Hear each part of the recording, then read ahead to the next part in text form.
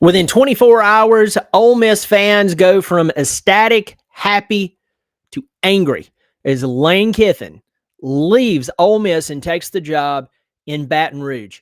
He's taken over the LSU Tigers. And let me tell you this, whether you love Lane Kiffin or not, whether you despise LSU or not, LSU has never really had a talent problem, especially in the past, I'd say 25 years. They've had a coaching problem. And they've had Nick Saban back, in the early 2000s, but he left and went to Miami. We know what happened there. A lot of people felt like if Nick Saban would have stuck around, maybe the run that Alabama had with Saban would have actually been the run that LSU would have had with Saban, and then so on. Since then, we know that LSU's won 2 national championships. Les Miles having won, but a lot of people felt like he should have won a couple of more national championships other than just that one. He had a lot of talent. Then you move on to Ed Orgeron, that unbelievable 2019 team. But within 48 hours of them winning the national championship, that team, including a lot of the very important staff, was gone. And now we know what's happened with Brian Kelly, and we're looking at Lane Kiffin taking over the Tigers. And so the question here is, will Lane live up to the hype? I'm going to weigh in on this in just a second. And this video could get really, really dicey, because when you tell the truth about certain things that go on, I'm just going to tell you it's not always fun. But then again, I'm still going to do it. So if you love talking college football, I hope you'll pass this along to any of your friends and neighbors who love college football. And I hope you'll subscribe. It is free. I'm getting very, very close to 500 subscribers. This is a new channel, so I do appreciate it. Lane Kiffin took Ole Miss, and he gave them something in the past 50 years they didn't even come close to doing. But when I say past 50 years, I'm talking about before him. He did something that all those coaches in a 50-year period could not do. Starting in 2021, from 2021 to the season he literally just finished yesterday, he gave them 4 10-plus win seasons. Now, Kiffin took over in 20. He was 5-5. There is 1, 2, scroll all the way down. You'd have to go all the way back to 1971, which is inside of 50 years of him taking over. Well, 49 years. In a 49-year period, they only had 3 10-win seasons. Of all the coaches they had, from that point, 1971, all the way up to Lane Kiffin taking over in 2020, they had 3 10-win seasons. The guy gave you 4 in a 5-year period. And that is who is leaving Ole Miss. Now, a lot of people felt like was speculating this was coming. Now, about a month ago or so, there was something that he said I want to say about Florida, and at that moment I went, he's not going there. I think even in one of my videos I was like, he's not going to Florida. And no offense, Gators, but if I had to choose between coaching in Gainesville, Florida right now, with all the problems that team has had, or go to LSU, where, it didn't turn out how they wanted it to turn out. I'm a Clemson Tiger fan. I can tell you exactly what it's like to have a season not turn out how you wanted it to turn out. But LSU does not have a talent problem. They have had a coaching problem. And I believe that Lane Kiffin fits in very well at LSU, and Lane Kiffin can coach. So I'm not predicting that in year 1 that Lane Kiffin is going to win a national championship. I wouldn't be shocked if it took Lane a couple of years to really lock in. Now, I may be wrong. Next year, he may be sitting in the college football playoff as a legitimate contender. The guy can raid the portal. He knows how to go to the transfer portal and pull certain players. I think one of the most impressive things that he's done is going to the portal and finding their starting quarterback, who I wouldn't be shocked if he transferred to LSU. what's his name? Chambliss? I thought it was Chambly, but I believe it's Chambliss, actually. Trinidad Chambliss. This guy was playing D2 football last year. Now, folks, I'm telling you, it's one thing to go to the transfer portal and pull a guy out of the portal who was sitting on the bench at Ohio State, and he was really good, but for some reason he kind of got edged out. Kind of like a Julian Sayin. You know, he transfers from Alabama to Ohio State. That's not the case here. Lane Kiffin literally went to D2, got this guy, and tore up the SEC. And that is just one example of how Kiffin can not only coach, but he can find the right players and bring them in. Now, the thing I'm gonna kind of hit pause on and say this. I don't know how much of his staff, and I'm going to have to dive into this, how much of his staff is actually coming with him to LSU. I've heard a lot of his offensive staff is coming. I heard that Pete Golding is being hired as the Ole Miss head coach. I think that's the defensive coordinator for Ole Miss, and he's taken over. But with that said, you know, as long as he has a solid amount of people that are coming over to LSU, and he's not going to lose some major integral parts that are like, you know, like people who can find that talent, who's like, oh, I know how to find talent in the portal and bring them in.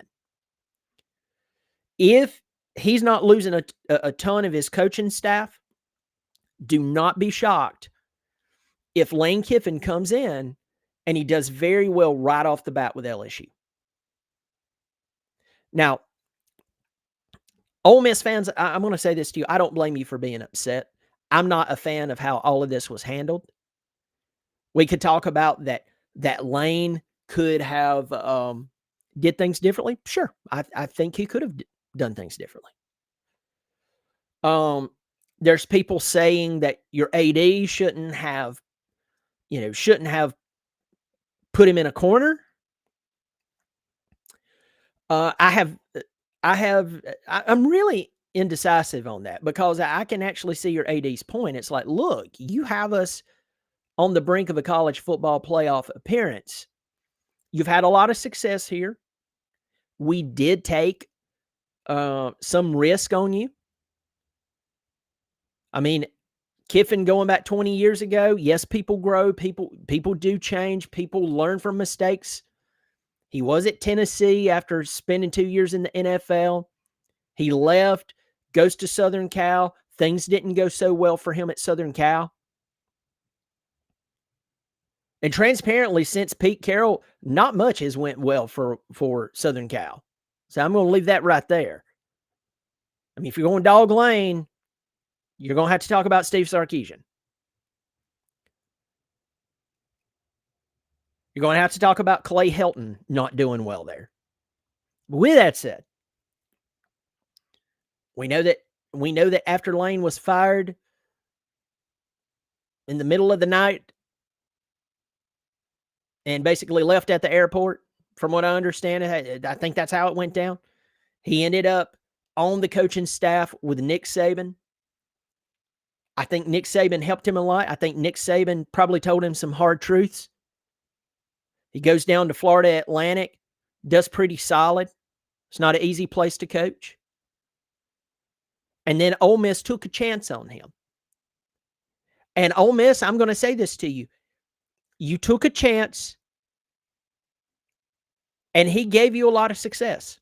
You gave him a chance, he gave you success. More success than you've had in the past 50 years. At the same time, and this is very tough to say because, I mean, I'm not trying to be a jerk here, but if LSU comes knocking, and they're going to come with a bigger pocketbook, and they are a team that even when they're not, when their coaching staff is not elite, they still have unbelievable talent. I get why he took the job. I just don't like how it went down. For the players or for the fans, I don't like how it went down. I can't blame the AD for saying, no, you're not going to coach, especially if you're going to them. No. At the same time, does the college football playoff turn and say, we're not putting you in?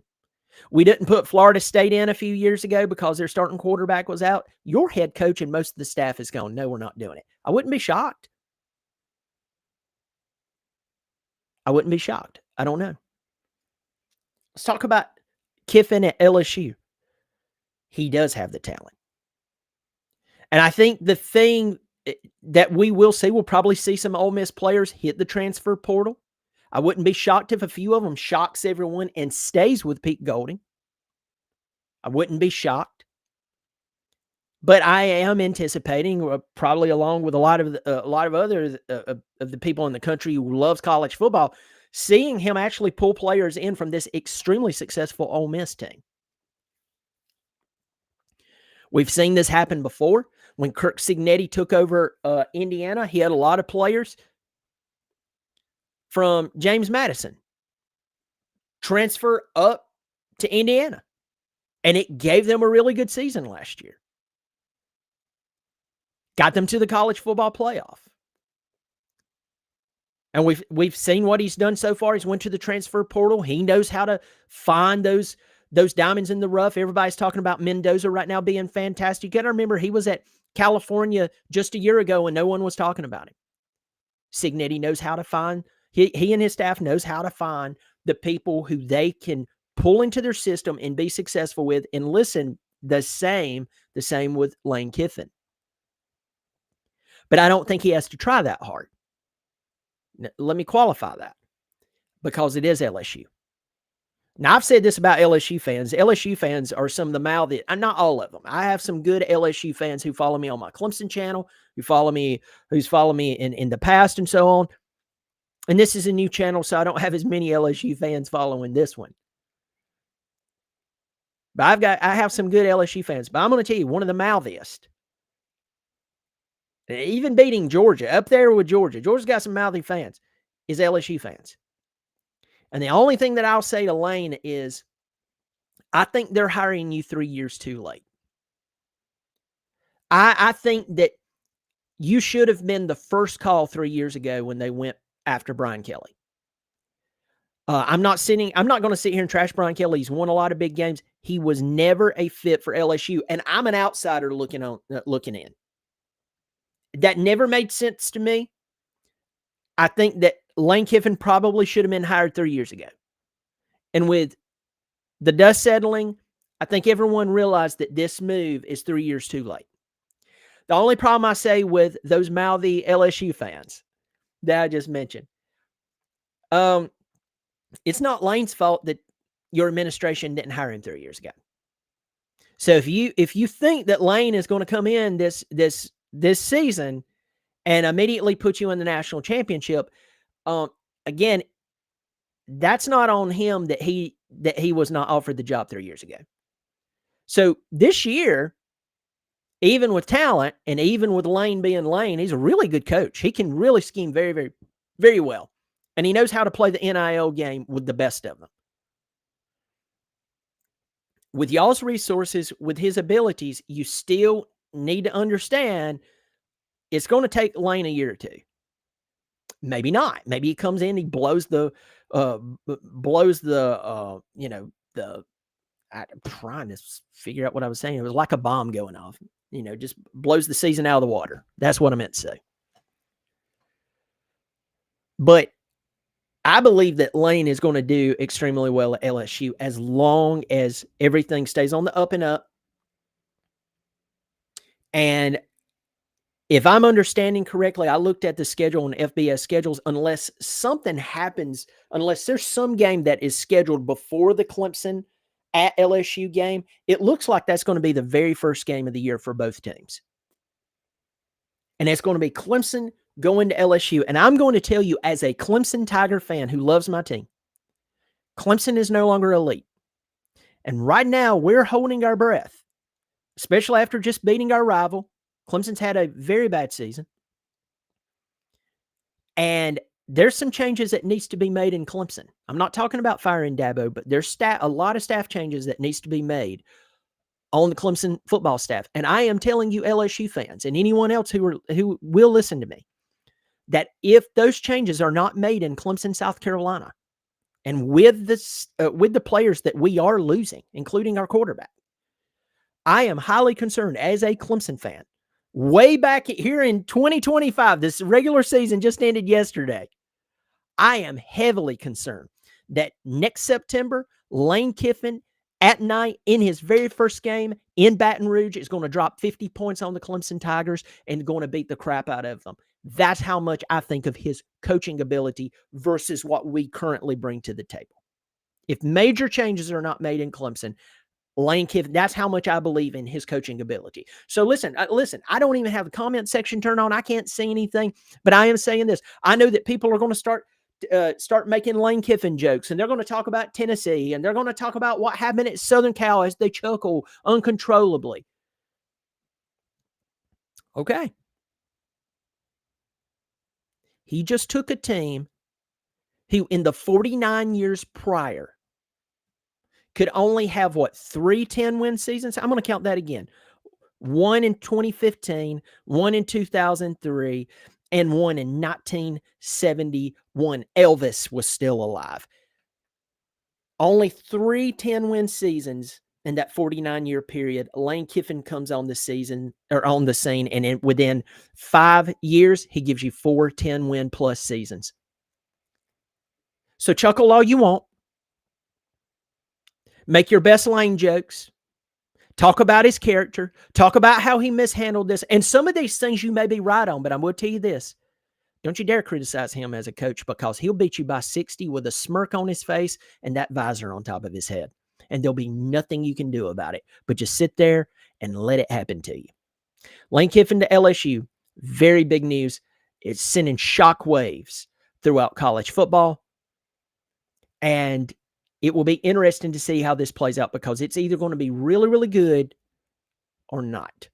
We will see. Let me know in the comment section below. Hey, how do you feel about this?